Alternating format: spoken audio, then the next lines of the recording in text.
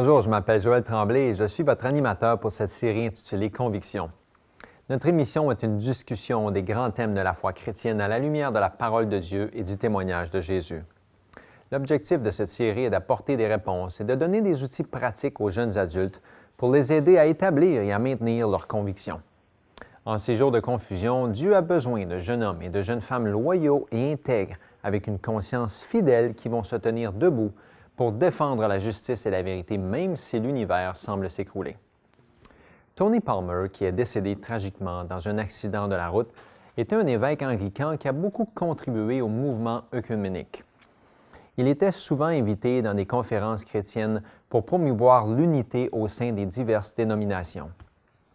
En janvier 2014, lors d'une convention pour pasteurs évangéliques et charismatiques, il s'est présenté comme le second Élie, exerçant un ministère de réconciliation. Il s'est fait porte-parole du pape Benoît XVI. En effet, les participants ont eu la chance de regarder une présentation vidéo du pape que Tony Palmer avait enregistrée sur son téléphone intelligent. Lors de cette conférence, Palmer a fait des déclarations surprenantes comme « Le protestantisme de Luther est terminé » ou « La diversité est divine, mais la division par contre est diabolique ». Que faut-il penser d'un tel message? Est-ce inspiré de Dieu ou un piège subtil? Lorsque la Bible parle d'unité, à quoi fait-elle référence? Devons-nous chercher cette unité à tout prix? Aujourd'hui, nous allons aborder le sujet du manque d'unité dans l'Église et des conflits dans le christianisme. Alors, restez avec moi, nous allons discuter à l'instant même. Aujourd'hui, j'ai 3 jeunes qui sont ici sur le plateau avec moi et je vous donne un instant pour vous présenter. On va rentrer dans le sujet d'aujourd'hui. Moi, c'est Cédric et je viens de Montréal. Moi, je m'appelle Florenta et je viens également de Montréal. Ici Patrick et je viens de Sherbrooke. Bienvenue à vous 3. Alors, on va commencer tout de suite dans le sujet d'aujourd'hui. Écoute, je pense qu'on le sait, on est conscient qu'il n'y a pas nécessairement d'unité dans nos églises en ce moment. Décrivez-moi un peu de manière générale ce manque d'unité dans l'Église. Moi, ça m'est arrivé de voir, par exemple, du racisme dans l'Église, ou des fois des gens qui, tu sais, des commérages, par exemple, et aussi les jeunes qui étaient contre les vieux contre les jeunes, tu sais, puis il y avait des préjugés envers ces groupes différents-là. Tu sais, comme ce qu'on appelle des différences de génération, des choses comme ça. Et puis, on n'a pas nécessairement la même façon de penser, là. Moi, souvent, qu'est-ce que j'ai rencontré, c'est les différentes idées par rapport à comment diriger l'Église, par rapport au culte d'adoration, quelle musique mettre à l'Église, devant mettre la batterie, le style avec un peu plus mouvementé, un peu plus tranquille. Ensuite aussi, j'ai rencontré des différences par rapport à l'esprit de prophétie, les écrits d'Ellen White. Il y en a qui étaient un peu plus pour, il y en a qui étaient contre. Également aussi par rapport aux activités sociales. Qu'est-ce qu'on doit favoriser? On doit favoriser plus les activités sociales pour rassembler les jeunes ou l'Église ou bien l'étude de la parole. Donc, c'est vraiment même plein d'autres, je pourrais en énumérer, mais les principaux que j'ai vus. Oui, beaucoup. Moi, dans mon cas, à l'Église, j'ai pu observer qu'il y avait beaucoup de critiques quand même. Donc, il y avait cette facilité que je trouve quand même à pointer la faute des autres. Donc, on pointait du doigt, OK, tu as fait telle chose, tu as fait telle erreur. Donc, c'était un peu l'image en termes d'unité qui me vient à l'esprit. Oui. Oui, c'est sûr qu'on peut dire que c'est malheureux, c'est triste de voir que tout ça dans l'Église, on est conscient qu'il y en a des querelles, des chicanes, de la compétition, de la jalousie. Quelle est donc la raison de ces querelles? Moi, je pense que ça commence premièrement avec l'orgueil. Normalement, les gens, ils se pensent plus fins que les autres, ou ils disent, mais les opinions des autres, c'est pas important, c'est en autant qu'on fait ce que moi je pense, c'est ça qui marche. On ne considère pas les intérêts des autres. C'est là la racine. Normalement, c'est là que ça commence. OK. L'orgueil, l'égoïsme. Oui. C'est quand même la racine de tous les mots, là. C'est vrai. Quand on regarde l'origine de la grande controverse, c'est ça qui a été à l'origine de la première division dans le ciel. Donc, c'est ce qui se passe aussi au sein de nos églises. Alors, retourner la parole de Dieu, mais bien sûr, à la base, on dit que c'est l'égoïsme ou peut-être mon opinion. Donc, c'est une question d'orgueil. Je pense qu'il n'y a peut-être pas beaucoup plus à dire parce qu'on est allé vraiment à la racine. Oui, à la racine. Maintenant, comment vous imaginez l'Église de Dieu unie? Elle ressemble à quoi?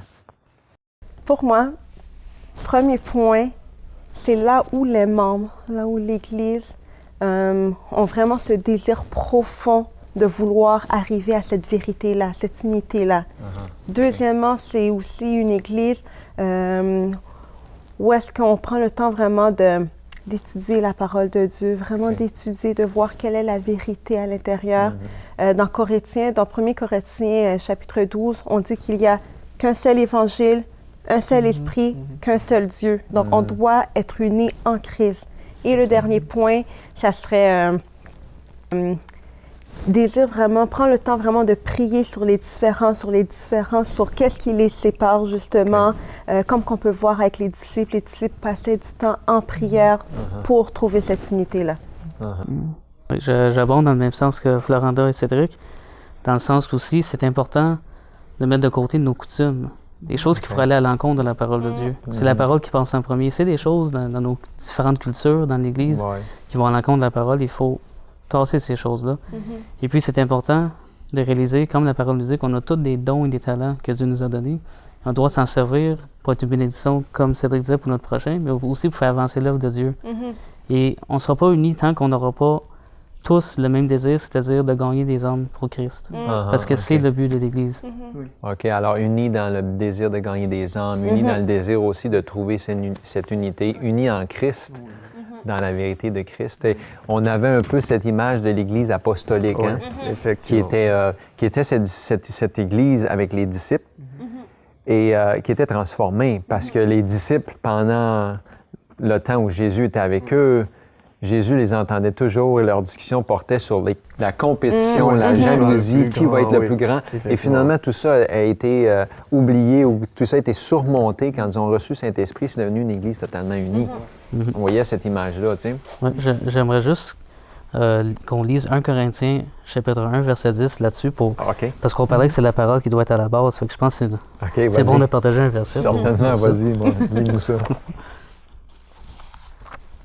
Donc, la parole nous dit « Je vous exhorte, frères, par le nom de notre Seigneur Jésus-Christ, à tenir tous un même langage, et à ne point avoir de division parmi vous, mais à être parfaitement unis dans un même esprit et dans un même sentiment. » Parfaitement. Voilà. On est appelé à ça. Oui. Je pense C'est que l'idéal. ça doit être important. Oui. Exact. Alors là, on parlait bien sûr bon, il y a des querelles pour toutes sortes de raisons. Mais est-ce qu'il n'y a pas aussi des choses qui sont non négociables? Comment faire la différence entre les choses qui sont non négociables et les autres qui sont peut-être secondaires dans l'Église?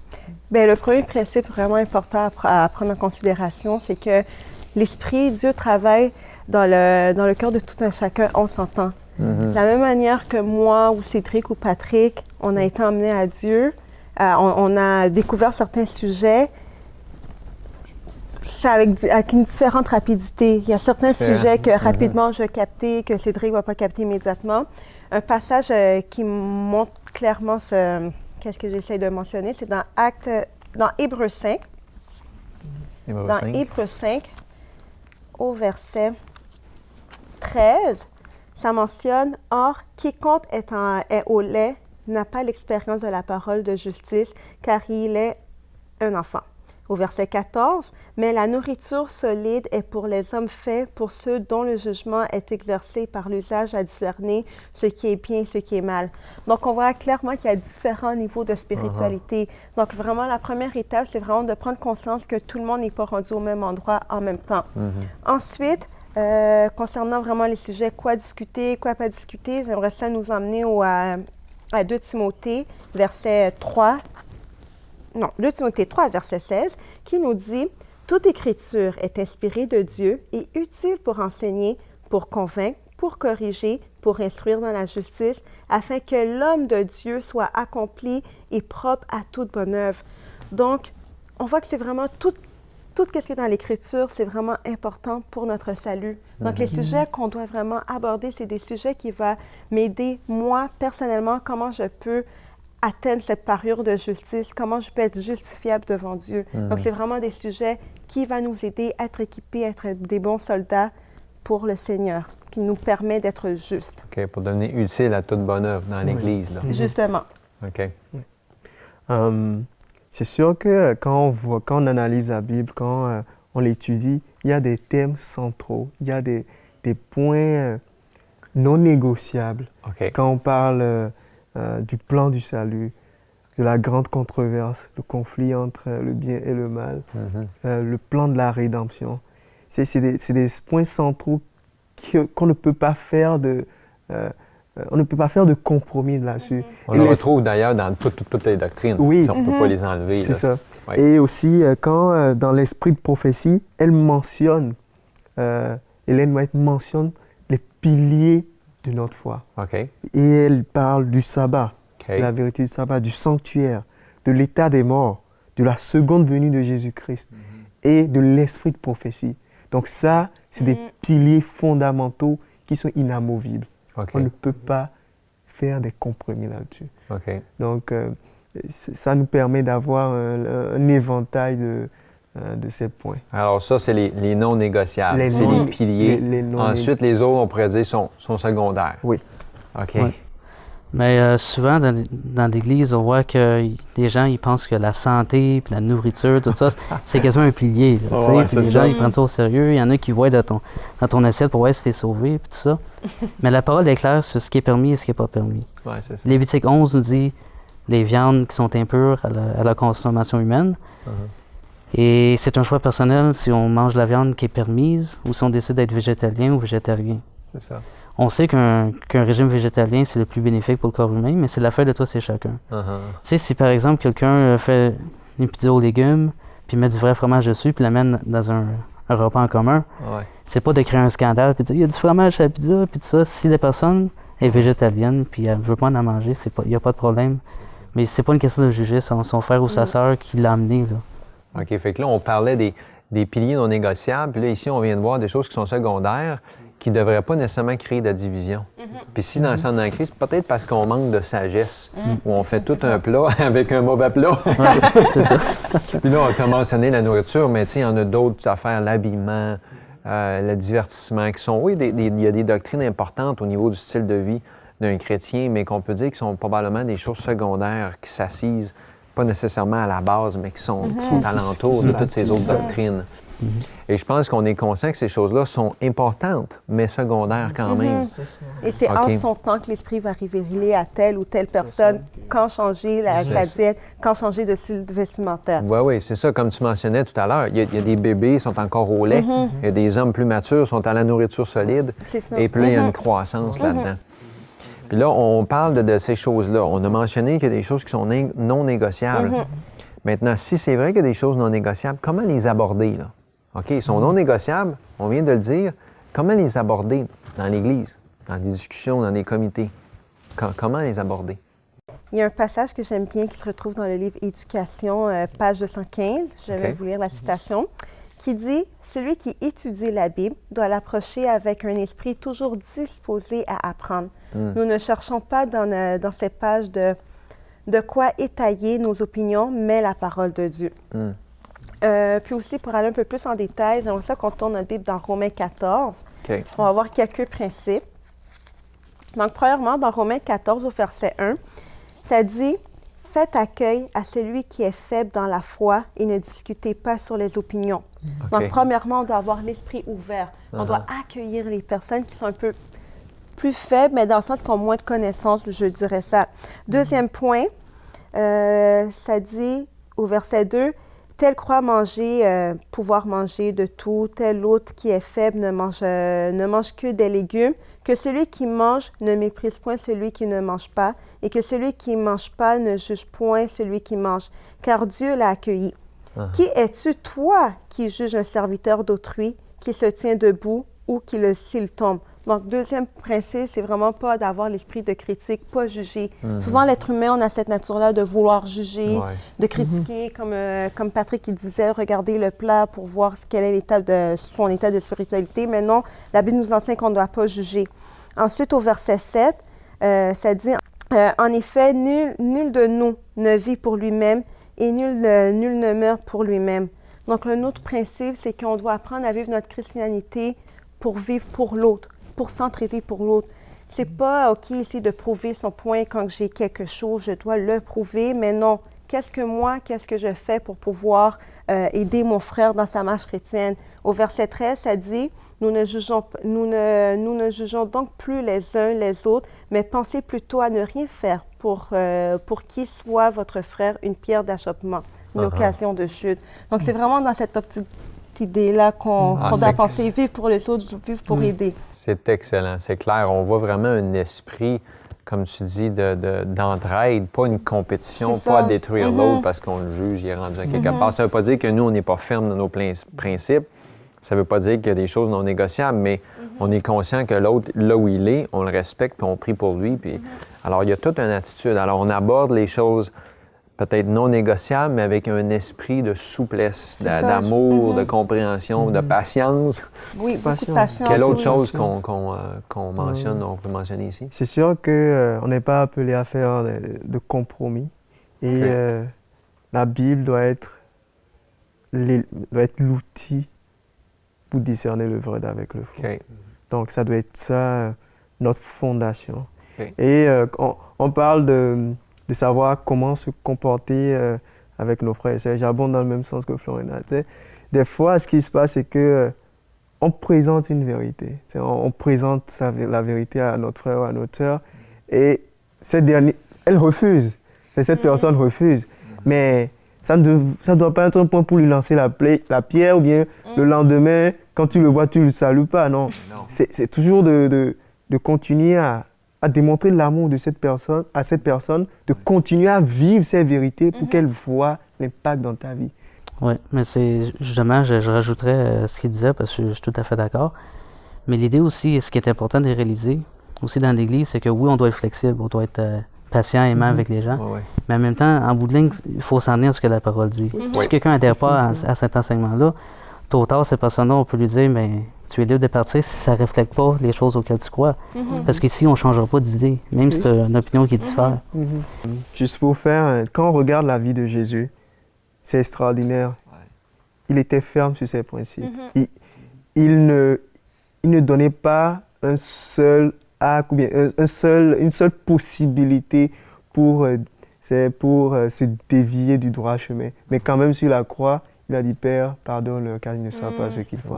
C'est ça. Donc, oui, on est fixe sur des principes, mais ça ne nous empêche pas de toujours démontrer de l'amour pour tendre la main à l'autre quand cette personne est prête à changer de voie.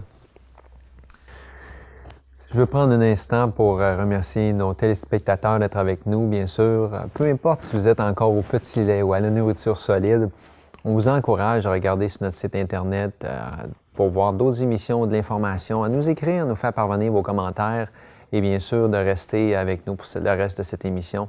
Merci encore d'être là. Et si vous voulez bien sûr nous mettre aussi dans vos prières pour qu'on puisse continuer à produire des émissions qui sont pertinentes, qui peuvent vous aider dans votre marche chrétienne. Voici nos coordonnées si vous voulez bien sûr nous contacter. Merci. Avez-vous apprécié cette émission? Avez-vous des questions pour notre équipe? Aimeriez-vous des réponses tirées de la Bible? Tout ce que vous avez à faire est de nous envoyer un courriel à conviction@bienvivre.org. Vous pouvez également laisser un commentaire sur notre page Facebook. Et si vous voulez revoir cette émission, il suffit simplement d'aller visiter notre site bienvivre.org.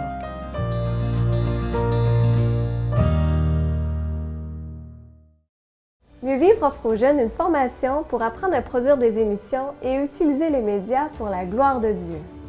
Ce programme est un apprentissage pratique qui permet aux jeunes de découvrir les ministères multimédia et l'utilisation que l'on peut en faire pour répandre la bonne nouvelle.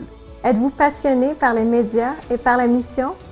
Si tel est votre cas, je vous invite à nous contacter à Mieux Vivre pour en savoir plus sur notre programme de missionnaires multimédia.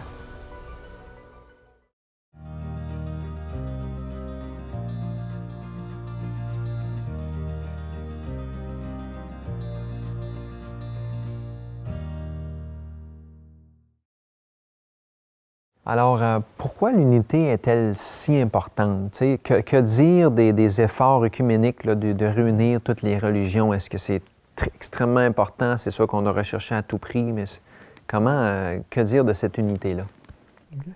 Je vous invite, on peut ouvrir notre Bible dans Matthieu 12, verset 25. Dans Matthieu 12, verset 25, Jésus nous partage un point fondamental sur l'unité. La Bible dit, comme Jésus connaissait leurs pensées, il leur dit, tout royaume divisé contre lui-même est dévasté. Et toute ville ou maison divisée contre elle-même ne peut subsister. Donc, c'est assez clair. L'unité, c'est ce principe, c'est cette expérience que l'Église doit avoir, doit passer à travers pour pouvoir subsister dans les temps difficiles, pour pouvoir subsister dans les événements des derniers jours. Donc, c'est critique, c'est fondamental pour ce qui s'en vient. OK, c'est critique. Oui. C'est nécessaire, c'est nécessaire, essentiel. C'est nécessaire, c'est essentiel. OK. Et puis, on nous parle dans la parole que pour pouvoir recevoir la pluie de l'arrière-saison, on doit être unis. Mais pas unis de n'importe quelle façon. Si on regarde Acte 2, lorsqu'ils ont reçu la pluie de la première saison, on disait que tout le monde était uni dans la prière. Et la prière, c'est une chose qui nous unit parce que ça... on s'humilie devant le Seigneur, j'ai compris. Et lorsqu'on garde ce sentiment d'humilité, on reste unis les uns avec les autres et le Seigneur peut se servir de nous à ce moment-là. Moi, j'aimerais aussi amener un autre aspect par rapport à l'unité du mouvement œcuménique. Lorsqu'on regarde ce mouvement-là œcuménique, on voit que leur but principal, lorsqu'ils veulent de vouloir unir toutes les religions ou avoir la paix sur la terre, leur but principal, c'est vraiment afin de pouvoir régner, de pouvoir contrôler, vraiment de créer une autre puissance. Alors que si on étudie les prophéties, la prophétie de Daniel 2 avec la statue de Nebuchadnezzar, je vous invite, si vous ne la connaissez pas, de l'étudier, on voit clairement qu'il n'y a plus d'autres royaumes ou il n'y a plus d'autres puissances qui va vraiment avoir cette pleine autorité-là, cette puissance-là. Donc, on voit clairement que le mouvement économique va à l'encontre des principes bibliques. Oui, et justement, dans le mouvement œcuménique, on prône, en autant qu'on s'aime les uns les autres, la doctrine, c'est pas important. Et puis, Dieu, appelez-le comme vous voulez, que ce soit Allah, que ce soit Bouddha, que ce soit Allah, n'importe quoi. Mais en autant qu'en bout de ligne, on est tous unis parce qu'on s'aime les uns les autres. Mais la parole nous parle de la doctrine de Jésus et que les gens étaient frappés par cette doctrine-là. Et Jésus a dit aussi, je suis la vérité, le chemin et la vie. Nul ne vient au Père que par moi. Donc, on ne peut pas passer à côté de la doctrine. C'est impossible.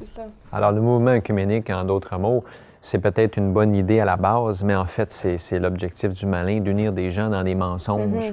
On ne peut pas nécessairement s'unir avec toutes sortes de doctrines qui sont fausses. Ces doctrines-là ne viennent pas de Dieu. Et, là, et toi, tu as mentionné aussi que la vérité, ou plutôt l'unité, est tellement importante parce qu'elle nous prépare. Alors là, dis jusqu'à quel point qu'il faut poursuivre ou il faut chercher cette unité-là? Encore, il faut être uni dans la parole de Dieu. OK. Mais il ne faut pas être uni dans le péché, par exemple. Je vais donner un exemple. Il faut être accueillant, comme on l'a mentionné. Si un homosexuel rentre dans notre Église, on doit l'accueillir, l'accepter. Mais comme Dieu aime ces personnes-là trop pour qu'elles restent comme elles sont. Amen. Et c'est la même chose avec nous. On doit aimer ces personnes-là assez pour dire, tôt ou tard, on doit lui parler de la vérité et dire, voici la volonté de Dieu pour ta vie. Pas parce qu'il veut se montrer comme le boss de ta vie ou quoi que ce soit, mais c'est parce qu'il a ton bien à cœur. Et lorsque les gens auront compris le vrai caractère de Dieu, à ce moment-là, ils vont pouvoir transformer leur vie en demandant au Seigneur de lui donner la force pour que ça se fasse. Et juste rapidement, pour aller rapidement, si on tourne la Bible dans Matthieu 10 au verset 34, ça nous dit « Ne croyez pas que je sois venu apporter la paix sur la terre.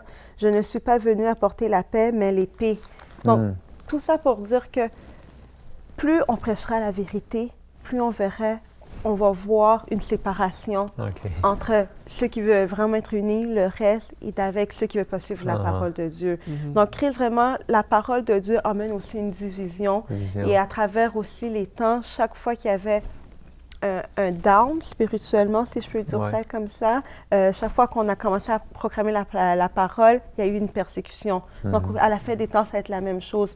Plus on va vouloir vraiment tenir nos standards, qu'est-ce qui est dans la Bible, on va être persécuté également. C'est intéressant parce que c'est pas l'objectif. Le Christ lui-même, c'est ça qui s'est passé quand lui a prêché la vérité. Ça a amené une séparation parce que tous sont libres de choisir. Dans le fond.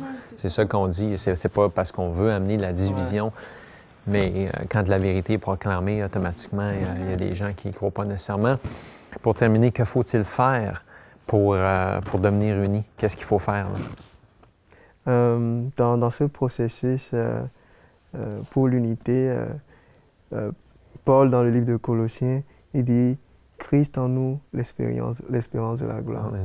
Donc, je pense que quand le caractère de Christ va commencer à se refléter en nous, je pense que l'unité sera un processus juste naturel parce que tout le monde est attiré vers la même chose. Amen. Et ça crée l'unité. Je dirais aussi également, prier aussi pour le Saint-Esprit.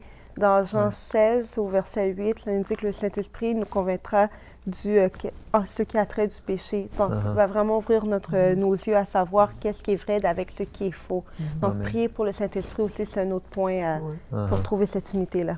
Exact. Et si on contemple Jésus à tous les jours, c'est clair qu'on est toujours transformé dans l'image de la personne qu'on contemple. Amen.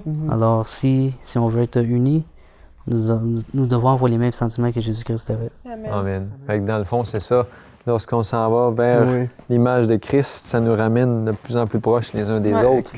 Et finalement, on sait que quand son Église va refléter parfaitement le caractère de Christ, son épouse, il va pouvoir venir la chercher. Amen. Et là, on va être totalement unis pour l'éternité à jamais. Oui. Merci beaucoup d'avoir partagé avec nous aujourd'hui. Avant de quitter ce monde, Jésus a prié pour son Église, pour tous ceux qui croiront en lui. Cette prière se trouve dans le livre de Jean, chapitre 17, versets 20 à 23. Et nous lisons. « Ce n'est pas pour eux seulement que je prie, mais encore pour ceux qui croiront en moi par leur parole, afin que tous soient un, comme toi, Père, tu es en moi, et comme je suis en toi, afin qu'eux aussi soient un en nous, pour que le monde croie que tu m'as envoyé.